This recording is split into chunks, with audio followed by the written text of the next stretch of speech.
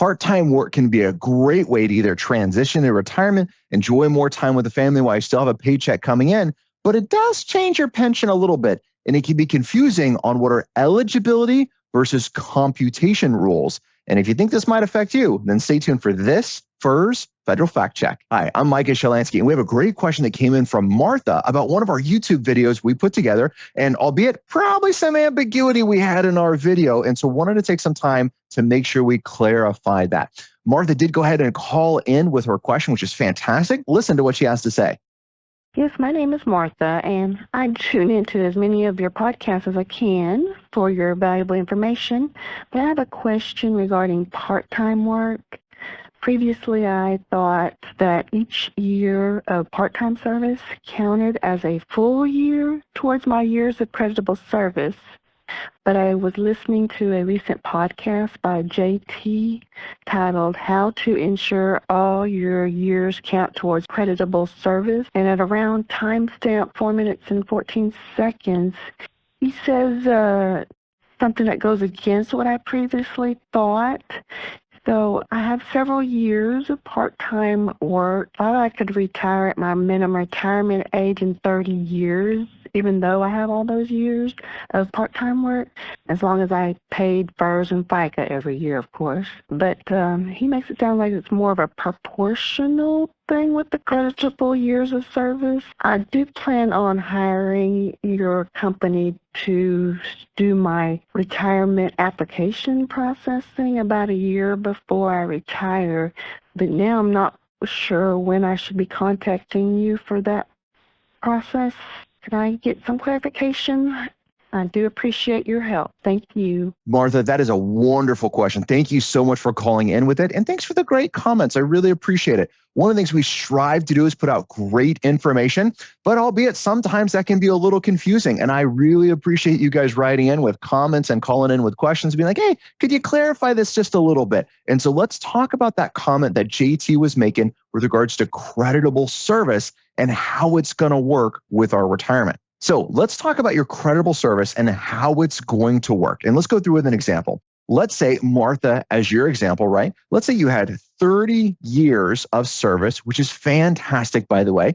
And let's just say for discussion, this is going to be part-time service. And on your part-time service, we're just going to say you're working half-time because it makes our math really easy. So what are our rules for eligibility in retirement? Well, rules for you to be eligible for retirement is you got to meet one of three gates for an immediate unreduced pension. Number one is your MRA, minimum retirement age, and 30 years of service. You can be age 60 and have 20 years of service, or you can be age 62 and have 5 years of service. Those are our primary gates, the three criteria. We have to meet one of these three in order to be eligible for a full and immediate pension. So when it comes to part-time work, we got to sparse that into two things. Number one, what makes you eligible? And number two, how are we going to compute your annuity, or better said, your pension? So when it comes to your computation, if you had part-time work of 30 years, great news. Every year of part-time work, is a half-time or more, whatever that combination is going to count as a full year of service for eligibility to retire. So Martha, in your case, you have 30 years. Wonderful. That means you're going to meet this first gate right here. 30 years, once you hit your MRA, you're eligible for a full unreduced pension. But now it comes to the second part, which is the computation. And this is the part that we left out the details in the video, and I apologize for that. Let's get this information. When it comes to computing your pension, that's where we're going to take this proportionate aspect of it and say, hey, well, you had 30 years of service. However, that was at 50% of work. Therefore, it's going to act like it had 15 years of service for your pension computation. So 15 years of service times 1%, because you get 1% for every year you work, is going to equal our 15% is what your pension is going to be. So if you had a high three of $100,000, because it makes my math super, super easy, and we times that by 15%, you're going to have a $15,000 pension. Divide by 12, round down, that to the whole dollar. That is going to be your monthly pension amount. So that's how we're using those two different rules. Your years of service, your bet. When you ask for your credible service, your certified summary of federal service, when you go and look at your records, it's going to say, yeah, you've really been working for 30 years, and that's great. That's step one. Step 2 is how many of those 30 years were full-time service or part-time service. If you had a mix of that, let's say you had 20 years full-time and 10 years part-time, well, then great news. Your 20 years, you get that full 1% for every year. For that 10 years, let's say you worked half-time, that 10 years really counts as 5. So you'd have 25 years for your pension computation, not your eligibility.